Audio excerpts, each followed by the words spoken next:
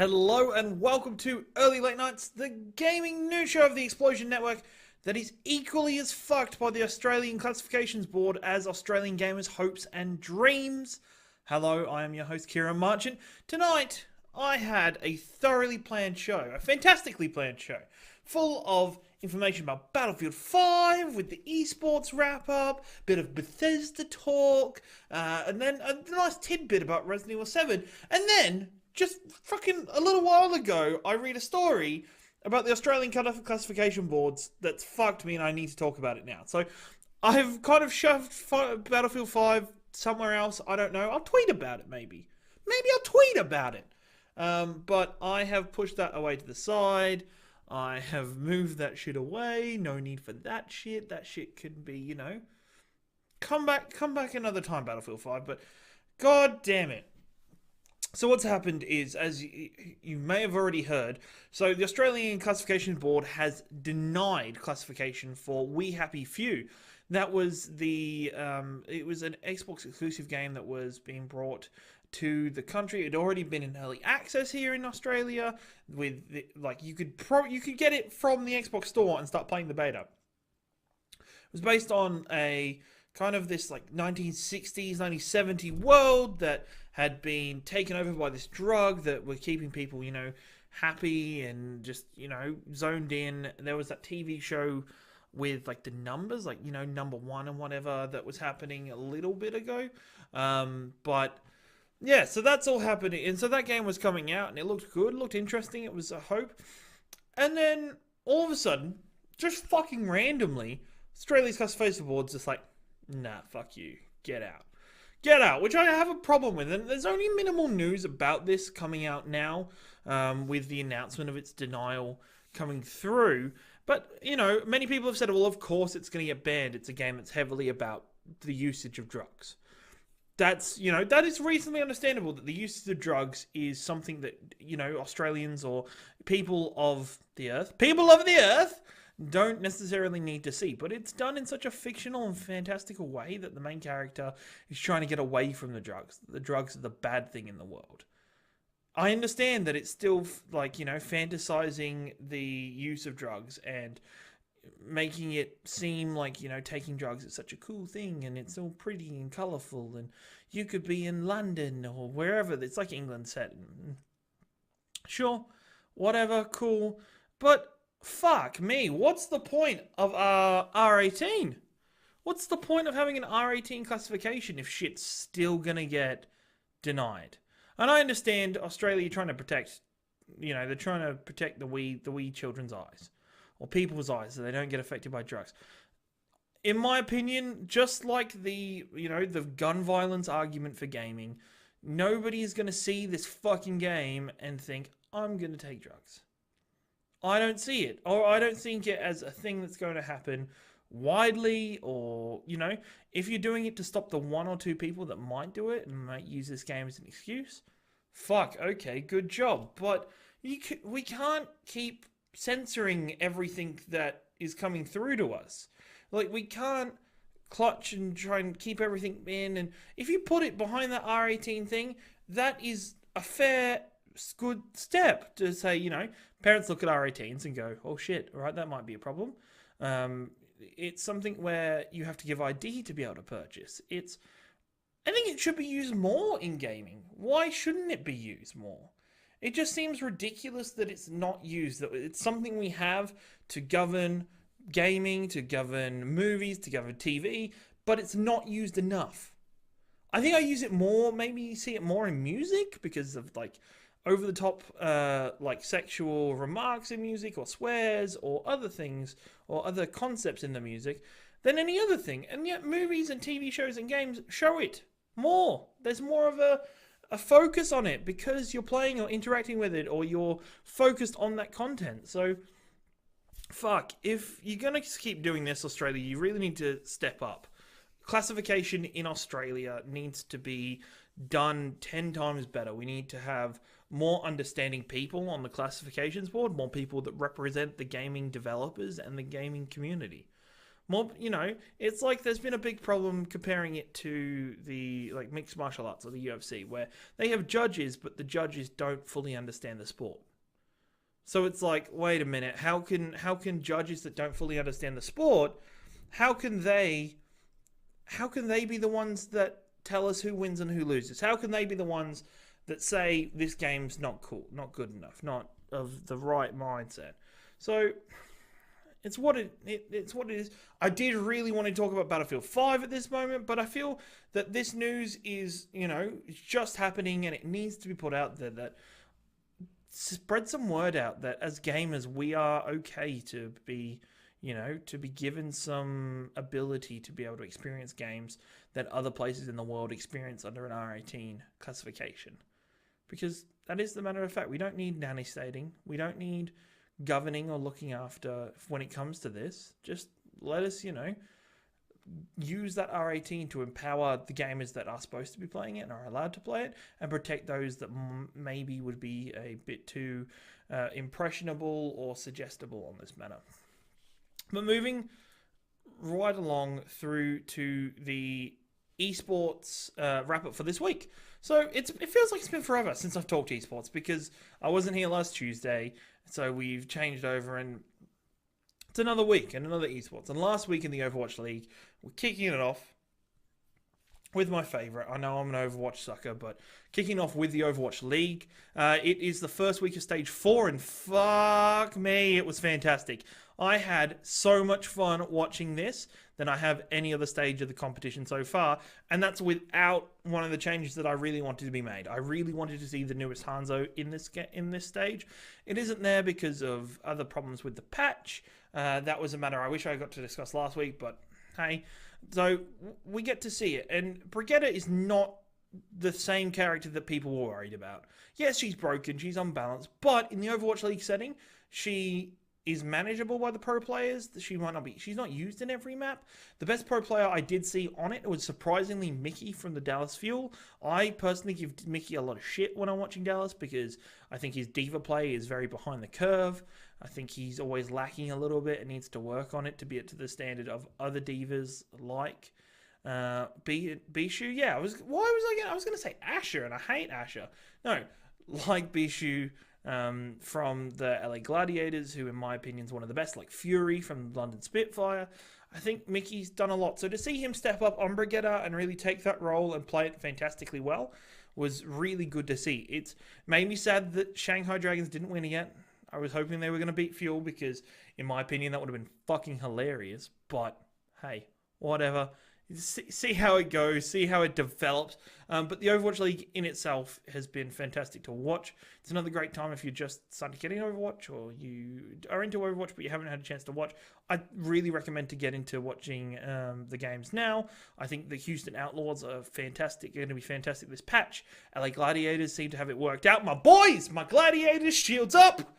This is what we do here. We get pumped up. So there was also last Friday I spoke a little bit about Call of Duty Black Ops 4 being very multiplayer centric, being very crafted for its player base of multiplayer participants, whatever.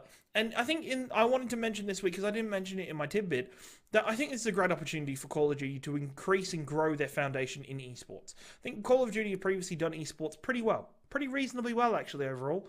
I think they're very interactive, their prize pools are reasonable, they've always got Turtle Beach as a sponsor, but they haven't been that big upper echelon of, League of Legends, of the EVO fighting tournaments, of Dota 2, of Overwatch now. So I think if they're concentrating more on Black Ops 4 being multiplayer, really hope they put more effort into esports, they grow that more, they bring more teams in, and they continue to flourish esports as a whole and boost it up and decrease its number of viewers, because I think that's, that fucking fully deserves it. There was also in League of Legends this week, there was the mid-season invitationals finished up, with the grand final being between Kingzone and Royal Never Give Up. And it was a fantastic set of 5 games. It was touted when watching, the casters were touting it as a pretty predictable matchup, that the AD carries were going to be very influential on the game, that they were going to shake up the game a lot, and the game rested on both carries of both teams. And it shaped up to be more who protected their carry more, who worked better around their carry, getting them farm and pushing through to the later stages of the games.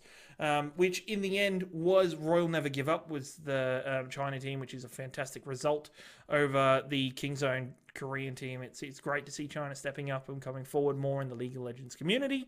It was, for a game that was touted as extremely predictable, for being, that casters just thought they were going to see the average stuff. We saw a lot of picks, with Kingzone allowing the major characters through that we never thought they'd let through. It was really weird drafting. They were just allowing star players on Royal Never Give Up just to have the main character, their core characters.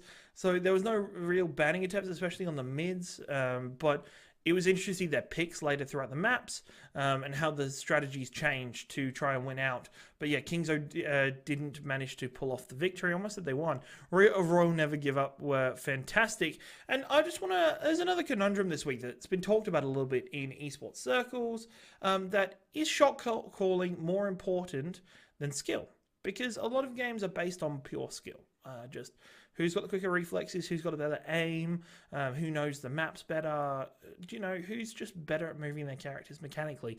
But it's interesting to see that there are people that you might define as lesser mechanical players coming through the games and getting better at the games now with their shot calling and management of their teams. Being able to control their team and really bring it through and push it through and power through the games, being able to organize themselves, be able to read what the other team's trying to do, and really, I think that gives too many teams the edge. When you have a prominent shot caller, when you have a strategist on the team working through and understands the game and is able to read gameplay at the second's notice, I think that's a fantastic skill. I'd like to hear what other people think from the esports community on if shot calling is as important as mechanical skill.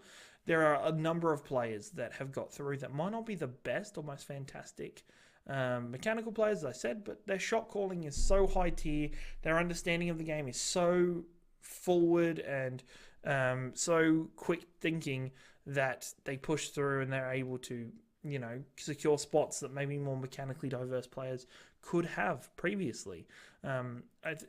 It's interesting to see a lot of people saying, no, shot calling doesn't matter, but hey, I think every good team needs a leader. Every good team needs a captain, which is a part of it. So if you want to get involved with the esports wrap-up, if you want to let me know of events happening in the esports world, if you want to answer my questions about, my musings on these things like shot calling, if you want to get involved with me watching Overwatch League, please tweet at me at YouBoyRingo, chat to me in stream, come hang out. It's a pretty fun thing for us to do.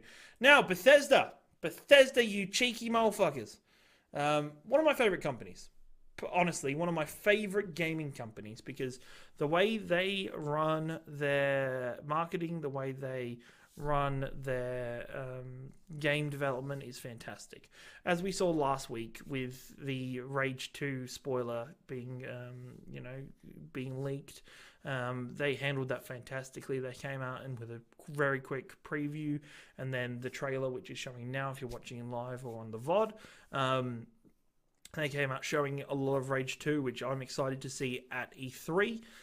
And it was one of the games and that was one of the questions I had a couple weeks ago when we were doing predictions for E3 was, what does Bethesda have? What does Bethesda have to bring to the table for this E3? What can they do to really push their content compared to everybody else? Because as we know, last year their panel only went for something like 39 minutes, where the next closest was like an hour and 8 minutes or something. Everybody else's showcases are generally over an hour just. They're generally full of different content. But Bethesda's not really in that position. Bethesda is not in the position of, maybe Ubisoft that also have a conference, Square Enix that also have a conference, where in my eyes, they've always been much larger companies, where I see Bethesda as a family company, where it has its little developing teams, but it doesn't pump anything out. And I don't think they like the idea of advertising or showing anything that they're not ready to commit to, that they're not ready to push out. So I think, as always, I think, it's been come out this time, a couple of days ago, Peter Hines came out on Twitter mentioning that, hey, Bethesda definitely won't be 3 hours long. I'm guessing probably another 40 minutes, half an hour conference again, which is completely fine as long as they get their message through. Bethesda do this fantastic thing where they only show content that they're going to be releasing in the next 6 to 8 months. They're just showing what they can provide. And I think that's fantastic. So we're definitely going to see Rage 2. There's probably, I really, really, really, really hope for Skyrim, for an Elder Scrolls 6. I really hope that is shown. I would be in love if it happened. I've been waiting on the new Elder Scrolls for so long. They need to stop remastering Skyrim, please. Please stop remastering that game. And for me personally, Bethesda is, as I said, a special conference because last year they made a big thing about, hey, we love single player games. That's what we're all about. And it's come through. Maybe there's a new Doom coming out. That would be fantastic. And I think there's so many IPs under the Bethesda banner that we don't necessarily connect with Bethesda, but they're fantastic anyway. And they're really good. I'm excited to see what Rage 2 has to offer. The story for Rage 1 wasn't that good. I didn't even play it. But I'm looking forward to see what Rage 2 is about. Maybe give it a go. Maybe see what's going on. And I don't think people often... I know last year people were very worried that Bethesda's conference was so short. That they were like, oh, is that it? Really? And Bethesda got to the point of what they wanted to show last year. They showed Wolfenstein 2. They showed... what the hell is that? The horror game. That goddamn horror game. With the scary things. Evil Within 2. Hey, I got it. Evil Within 2. All right. They got through Evil Within 2. And they showed a little tidbits for, the Elder Scrolls Online. Because we're probably going to get another expansion for that. Fuck that game.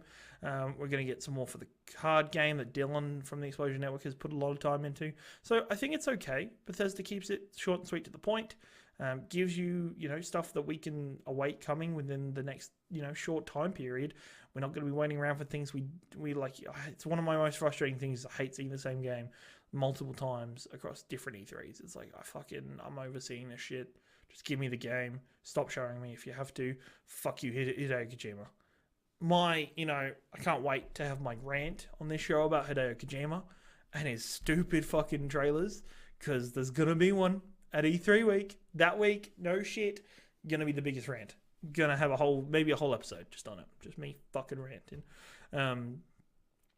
That's enough on Bethesda. If you do have any ideas for what's going to be happening or any hopes and dreams for what's going to be happening at the Bethesda press conference, please tweet at me. Tell me. Maybe tell the Explosion Network, Explosion Pod on Twitter.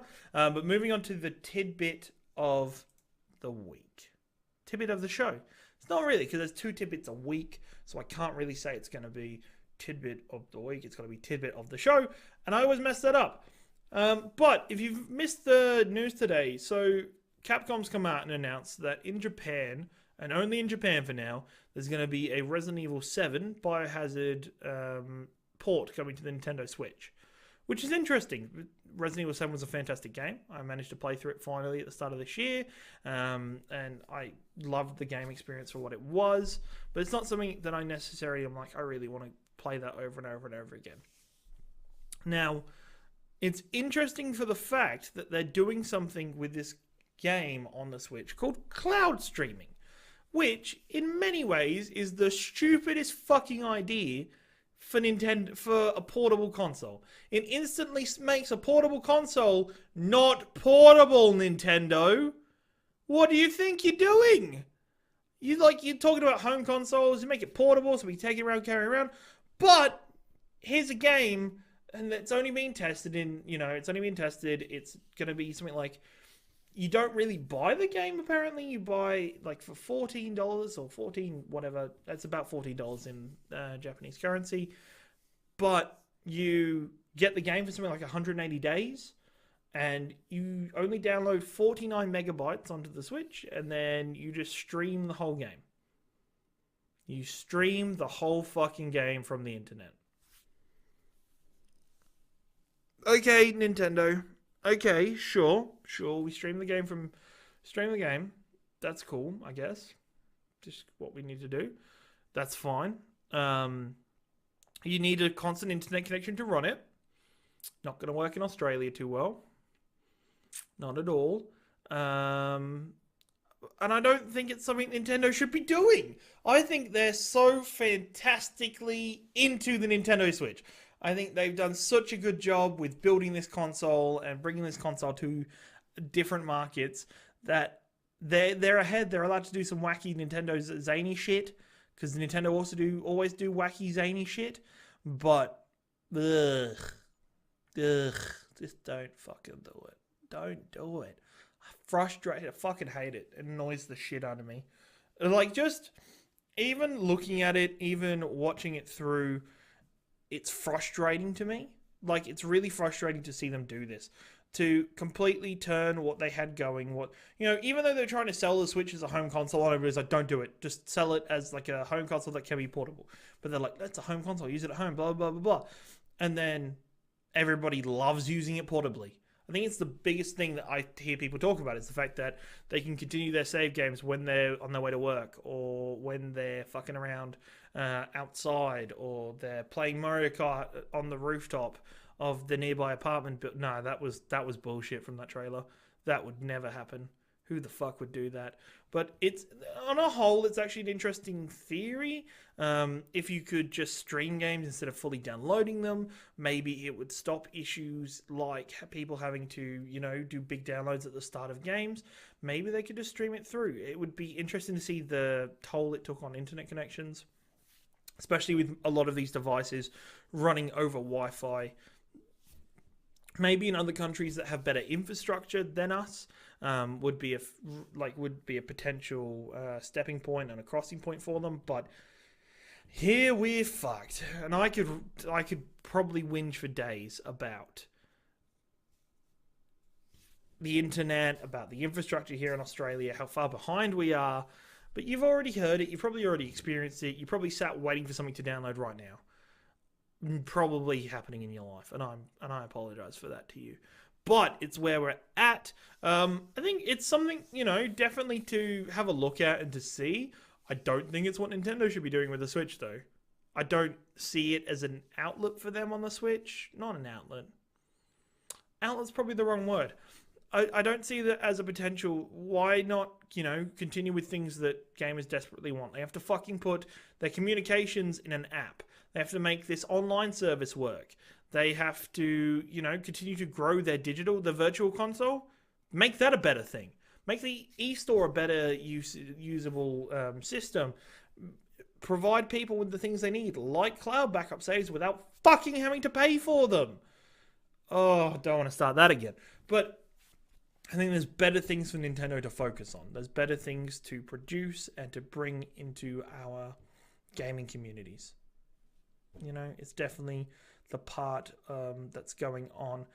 Now, what do you think? What do you think about Resident Evil 7 potentially coming to Australia via cloud saves on the Switch? Is it a game you want to pick up? I don't know if people actually want to play the game again. Maybe it's been longer, so they're excited to do it again. But hey, you might enjoy it. You might see it. Some of it's kind of weird, and there's some weird plot holes that they solve with DLC. But hey, just let it be, I guess. Just let it be exactly what it wants to be. And that is the end of another great episode, or a fantastic episode, or an awesome episode. These are all my own opinion, but I'm not biased at all. Of Early Late Nights with me, your host, Kieran Marchand, right here on twitch.tv/Explosion Network. Come and visit us here live at 6:30 every Tuesday and Friday. Every 6:30 at Tuesday. Oh, God. Come see it live. 6:30 Tuesdays and Fridays on the Explosion Network, Australian Eastern Standard Time. Come hang out with us, talk to me in chat, tell me what you think of the topics, give me some back and forth, give me some feedback, tell me what you think, tell me when I'm wrong. But it's okay if you can't be live. Make sure you check us out on youtube.com/Explosion Network, as well as all good podcasting services 24 hours later at 7 p.m. on the Wednesday and the Saturday, where the show will go up live, edited with a nice ad at the end, because we all love fucking ads. Thank you for joining me this evening. Each and every week we end the show with the same spot, most of the time. I think I missed it once with 60 seconds of media madness, where I go through some of the topics that I missed throughout the show and really dive in and give you some more of those quick, second things. Anyway, let's carry on. Thank you very much. Let's go. Halo 6 has been confirmed to be on its way. There was like a Raven thing announced and people were worried that was taking away from the real game. But it's now been confirmed that Halo 6 is definitely on its way. EA loses the PGA Tour license. So they won't be making any of the PGA games. It'll be interesting to see if anybody picks that up if they want to. Overwatch Anniversary event is coming, so make sure you jump into that. You'll be able to get all the festival and event skins from the past, as well as a lot of new ones that are coming out. Street Fighter meets Power Rangers in a fucking mobile game. Oh, fuck, what the hell? Okay, that's something I didn't really want. No Man's Sky multiplayer is incoming, so you can go play with friends, actually fly around with each other to see each other. And Divinity 2 has finally come to Xbox, apparently by Nato J and Lord Empire, because they both think it's fucking amazing. And to quickly tell you, Battlefield 5, 3 a.m. at Wednesday, so in a couple of hours' time, if you watch it live, 3 a.m, it's going to be announced. There was a teaser. It's probably going to be something pre-modern period, but who the fuck knows? GG, well played. Let's go.